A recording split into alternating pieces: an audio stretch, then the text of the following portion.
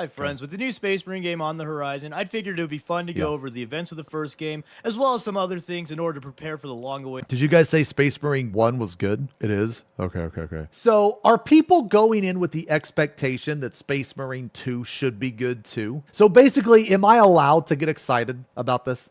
Because I'm excited. Am I allowed to? Or should I go in thinking, boo, boo? Awaited sequel. But before we actually start, it should be noted that it's a bit contentious that the lore of the game is actually canon with the quote-unquote real 40k lore, since some things do contradict the actual lore. However, the game's really fun, so who really cares that much? Plus, the biggest lore crime is how weak they made the plasma pistol and bolter feel. But you know what? After 13 years, let's revisit the events of the first Space Marine game and get hyped for the sequel. Wait, they made the first one 13 years ago? Holy shit. Okay. The events of the game are known as the Grimskull War, and it was a massive orc invasion of the Forge World of Graia. If you don't know, Forge Worlds are basically just entire planets dedicated to manufacturing weapons, equipment, or whatever the Imperium might need. Graia is a prolific... We learned about the orc in the lore video. Forge World in the Segmentum Tempestus that primarily manufactured weapons. Notably, it has some Titan manufactorums. Another notable thing about Graia that I need to add before getting into the events of the game is that a little fella named Inquisitor Drogon these nuts, am I right? came to the world in order to work on a weapon called the Psychic. Okay, hold on. Inquisitors are super powerful psychers. They're secret police. Why am I thinking that they were psychers? Can they be psychers? Okay, maybe in the example they showed a psycher. Yeah, maybe that's what I'm thinking of. Scourge. This handy little device was able to target specific species by tracking their warp signatures, and then it would blast their organs like a Nacho Bel Grande.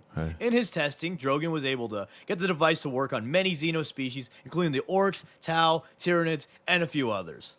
During the device's development, orc war boss Grimskull invaded Graia with the massive orc Wah!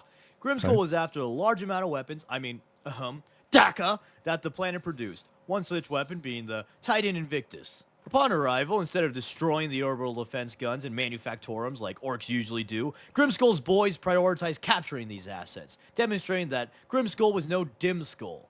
You see, Grimskull was smarter than the average orc with a above-average noggin in that Grimskull. So he was like the guy from, what was his name in Baldur's Gate 3? In response to Grimskull's Wait, is that the Inquisitors thing? Innocence proves nothing. What? Oh, those are the Inquisitors? Innocence prove nothing? Okay, right. Graia sent out a distress call to Imperial forces, and since the world was so important, many answered, including the famed Ultramarines. However, the first to heed the call was the Cadian 203rd. Since the orcs had control of the orbital defense systems, only one guard unit was able to make it planetside, and they were left without reinforcements. Without support, their numbers were thin as the battle waged on. Of the casualties was the guard colonel, leaving only 2nd Lieutenant Mira to take command of the 203rd. Luckily for the Cadians, the greatest dude... Who's cooler, the orcs or the Tyranids? Orcs, Tyranids, both. ...in the entire world, the Ultramarines arrived not too long after.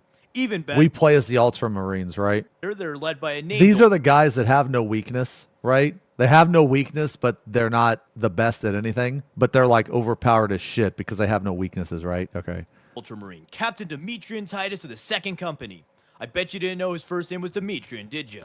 Titus made planetfall with his homies Sergeant Sidonus and infamous wet blanket loser Leandros. Their Thunderhawk was damaged on the way down, but luckily for them, Titus played the ancient simulation, Halo 3, and he knew about Master Chief's orbital jump. Okay. He said, yeah, that was pretty badass, let's do it. The three got jump packs and jumped to the surface, leading to an awesome opening scene. Lamo Leandros, of course, objected. Titus coincidentally landed on Grimskull's personal ship, and he single-handedly took it down by turning its own AA guns on itself. Stop hitting yourself, stop hitting yourself, stop hitting yourself. And this happened in the game. Okay. Early upon landing, or should I say crashing, Titus met up with Leandros, and Leandros had a little whiny bitch fit because he got a boo-boo from the little jump pack stunt. Captain Titus, the Codex Extaris reprimands blindly jumping out of an airplane with a jump pack. And for good reason, too. I got an ouchie. Oh, this was the Why would you opening? make me do Oh, such a thing? okay. Leandros. Okay, so the game started off strong then. We did it because it was rad. You should really try growing a pair, dude. Eventually, Titus and Leandros rendezvous with Sidonus and discover Lieutenant Mira's remnant guard force. Due to her leadership, the few hundred guardsmen were able to hold back the millions of orcs for about 2 weeks without any reinforcements.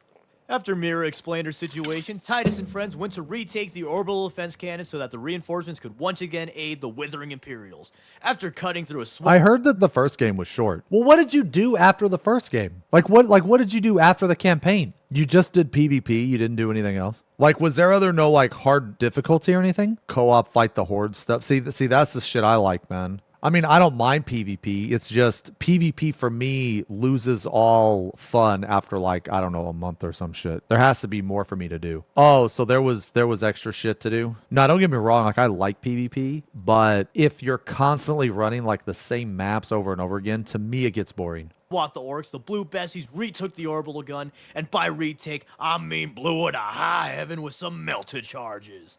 This allowed some more Imperial reinforcements to make their way planetside. Afterwards, the Marines plan to liberate any surviving Titans before the orcs get their grubby green grippers on them. On the way there, they met a little servo skull belonging to Inquisitor Drogon. This dude never grew out of his emo phase and was in desperate need of help from the Marines and a talented servo skulls were in Dark Tide. barber. After even more fighting, the Blueberry Bunch found Drogon and learned of a powerful power source that powered the Manufactorum. Drogon informed them how urgent it was that the orcs did not get access to Dude, this. I was so The power sad source is about notable Dark because Tide, it has an man. extreme output Feels bad. given its small size, proving size truly doesn't matter. The device was able to achieve these crazy-ass outputs because it channeled energy from the warp. So then Titus went to the Manufactorum's generator to retrieve the power source. It was here where he met Grimskull for the second time. And just like how your brother decides he wants something only because you want it, Grimskull declared himself a material girl as he now wanted that power source, aka that sparkly thing, for himself. Then, again, much like you and your brother fighting over a shiny new toy, Grimskull ended up collapsing the entire generator room in his efforts to get the cool sparkly thing. The collapse separated Captain Titty from his boys, but he successfully secured the power source. Topside, things got even more dire for the Imperials as their void blockade was broken by the Orc forces. Dude, who are more badass? The Space Marines or the Gears of War guys? The Space Marines? Okay, 10,000%. Okay. And even more greenskins dropped planetside. Upon reuniting with the Inquisitor, Drogon explained how Titus should not have been able to handle the unshielded power source since it emanates wacko levels of warp energy, and should theoretically... Space Marines don't gotta discuss how they feel. They just get shit done. Holy man. Oh my god. Okay. Okay. All right. theoretically kill anyone who handles it. Psst, this is something called foreshadowing. The Inquisitor also finally revealed his super-secret research project to the Space Marines as the Warp Scourge was Graia's only shot at repelling the ever-increasing Orc forces. So once again, they set off to the next level, I mean building, so that they could connect the power source to the Scourge and eliminate the Orc menace. Except Angron. Yes, I have a massive weapon that will blow the Orcs' minds. Yes, the Orcs love weapons. I'm sure they'll be quite impressed with such a thing.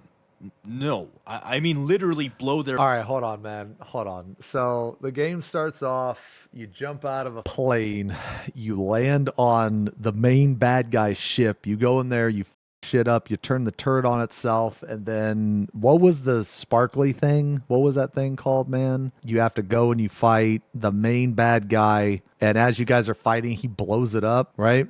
Their minds. Oh. Does the Codex of Study support this action?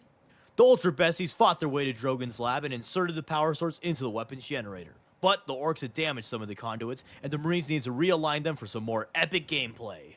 Once realigned, the Psychic Scourge began to power up and it fired towards Graia's orbital spire. As the Scourge's beam hit the spire, Grimskull arrived in his ship. He began to attack the Marines when the shockwave from the blast hit and knocked everyone to the ground. To Titus's dismay, the Orcs' minds were in fact not blown, and they were just a bit dazed. Then, as Team Titus prepared to face Gang Grimskull, a chaos portal suddenly opened and a host of bloodletters swarmed out, killed the Orcs, and pushed Grimskull off a ledge. From the portal emerged Chaos Lord Nemeroth, and he was met with Inquisitor Drogon. It was then revealed that the Blue Bessies were tricked, bamboozled, and some would even say hoodwinked. They learned that Nemeroth sent a demon to possess the wounded Inquisitor, and with the help of the unwitting Space Marines, Puppet Drogon... Oh, so a twist, dude. Okay. I feel like that was a Pog moment in the story. Recalibrated the Psychic Scourge. Instead of killing all the Orcs as promised, the Scourge was set to channel warp energies into opening a chaos portal via the orbital spire. It wasn't? There was a dude inside of you? Never trust the Inquisition. Nemeroth does a classic villain monologue telling Team Titus how Oh, they're a so bunch you of could feel like it was gonna happen. Oh, okay. So it wasn't like a surprise. dumb stupid heads, and they played right into my plan. He attempts to kill the captain, and he remarks how Titus is resistant to his touch. No worries, Nemeroth. I too have found that Titus are resistant to my touch. But then, suddenly, Grimskull climbs back up from the abyss and he attacks the Chaos Lord. After a little tussle with the muscle, Grimskull and Nemeroth pull Acadia. Is Grimskull a badass? Is he like Frieza? Does he just not die? And they fall off a cliff. Yeah. And I mean, he already fell off a cliff, so this is like nothing new to him.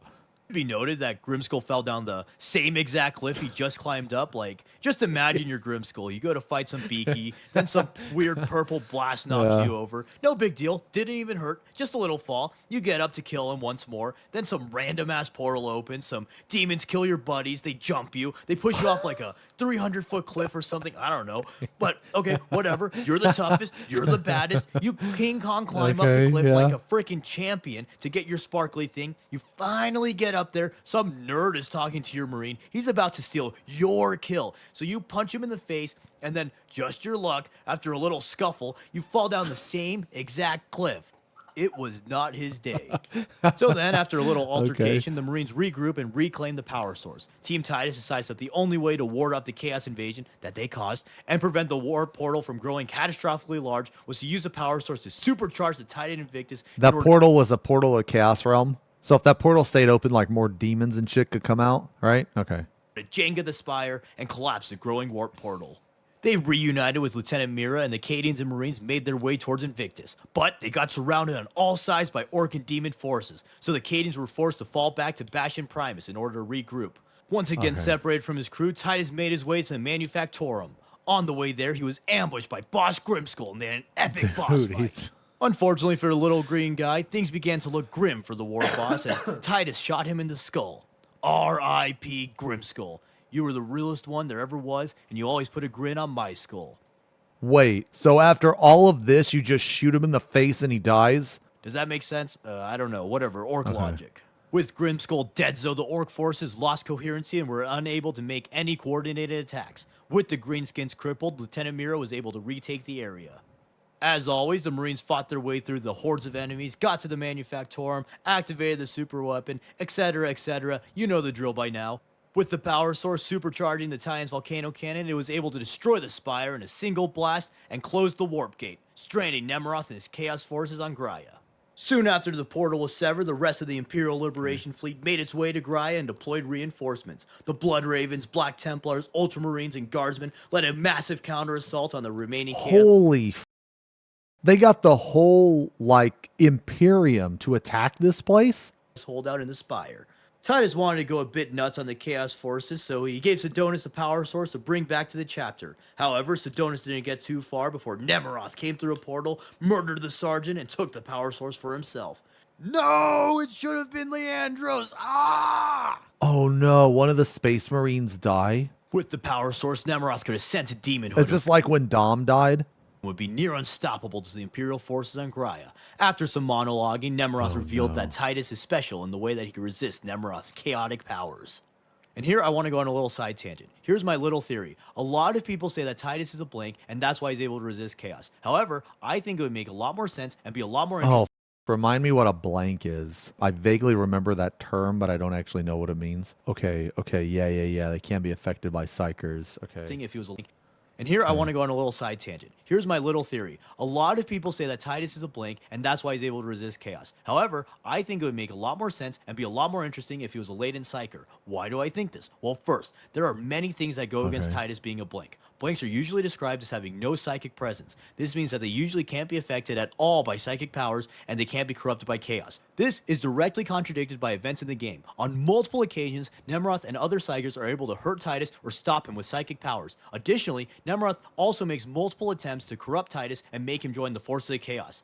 Leandros also worries about Titus getting corrupted, but he's kind of a stupid dickhead, so we could ignore that. So, now consider the latent psyker angle. Not only would this be more interesting from a gameplay perspective, just like imagine if... So for those of you that played the first one, was he a blank or a psyker? You don't know. Never revealed. halfway through Space Marine 2, we could start using some low-level Psyker abilities, but it's also more consistent with what the game presents. While it is true that Psykers are usually more susceptible to chaos corruption, psychic energies can be nullified by Psykers with strong I played a enough willpower. Psyker in Dark Tide. We know that Titus is ultra loyal and has super strong will, so that totally fits. Even if he is unknowing, it's plausible to say that he might be subconsciously doing this.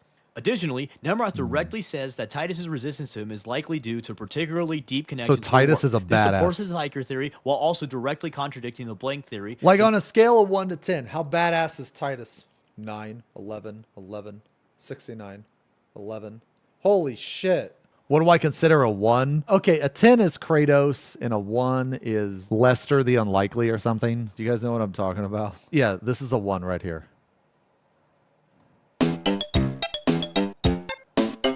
Soggy mess. I want to go home. This is a 1.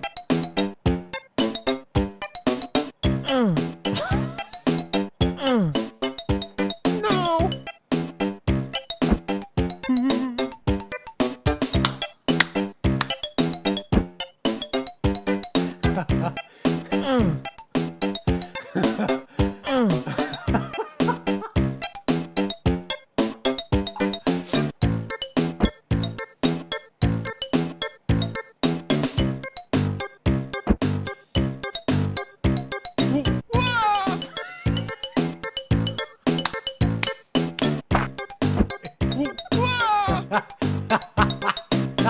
Okay, that's a 1, bro. Okay, that's a this is a 1. Since blanks have no connection to warp whatsoever, and some would even say they have a negative connection. But that's just a theory, a Space Marine game theory. Thanks for watching. Wait, actually, don't go. The game story's not over yet. So, with Sidonis dead and Nemeroth ascending to demonhood, Titus set out to kill Nemeroth once and for all. After a little Thunderhawk ride, Titus caught the Chaos Lord as he was turning into a prince. No, not that one, a demon prince. Then, the absolute mad lad Titus fought the demon prince with just a chain sword, bolt pistol, and his can-do attitude. He charged the demon prince, sending both of them flying off a cliff. Is this game Tekken or something? What is with it and its obsession with falling off cliffs? After beating the shit out of Nemeroth for like 5 minutes straight, this lunatic Titus rips the demon prince's head off with his bare hands, tears the power swords apart, and probably breaks like half of his He huge rips ribs his with head hands in off? a Thunderhawk. In the Thunderhawk, Mira remarks how she now sees that Ultramarines are human after all. Which, second tangent, Mira, when exactly did it strike you that Titus was a human after all? Was it when he ripped a demon prince's head off with his bare hands? Or was it maybe when The he final boss pretty much sucked? single-handedly Oh, okay. killed an entire army? That sucks. Or maybe it was when he landed from like a mile-long fall with relatively minor injuries? When was it? And I know she means like seeing a demigod injured shows that they're still mortal, but Titus is an insane crazy man. Then, to spoil Titus's sweet victory, the Inquisition arrives with the Templars and Andros. Turns out that lame Andros tattled on Titus and believes him to be warp-tainted. Titus submits to the Inquisition in order to protect Mira and her forces, and it left us with a 13-year-long cliffhanger. Again with the damn cliffs. But luckily for us, Bolt Gun and community articles have filled in some of the gaps between Okay. Space Marine and its sequel. In between the two games, Titus was tested and tortured by Inquisitor Thrax. Even though every single test proved that Titus was clean as a whistle, the torture lasted nearly a century until the Inquisitor What? was killed for being chaos corrupted. After Titus was tortured for almost 100 years. being freed, Titus was evaluated once again. Yo, and who after would win? Titus or Master Chief? Titus. No contest. Okay. Titus is like 400 years old. Jesus. After Okay. being deemed loyal for like the millionth time, he served in the Death Watch. On an operation, he was mortally wounded, but luckily, Chief Librarian Tigerius of Oh, wait. Titus switched to the Death Watch instead of Ultramarine? the Death Watch. On an operation, he was mortally wounded, but luckily, Chief Librarian Tigerius of the Ultramarine chapter sensed Titus's soul, once again disproving the blank theory. The librarian found Titus, rescued him, and made him into a Primaris Marine in order to save him from his Death Watch is made from Marines from other chapters. Oh, the Death Watch is a special corp. Okay. injuries. Titus was finally reunited with his home chapter and given the rank of second lieutenant, just like his old guard bestie Mira. Okay. And with that, those were the events of the Space Marine game, and Okay, everything okay, that okay. you need to know before playing Space Marine 2. It's a somewhat basic story, but it's really a super fun game that holds up Okay. today. My only real complaint with it would be that some of the weapons feel just like a teensy bit weaker than I feel that they should, but it makes sense from a gameplay perspective. You can't really have the default weapon be a crazy exploding one-shot machine. Okay. That was a good video. Okay. That was good. That was a good recap.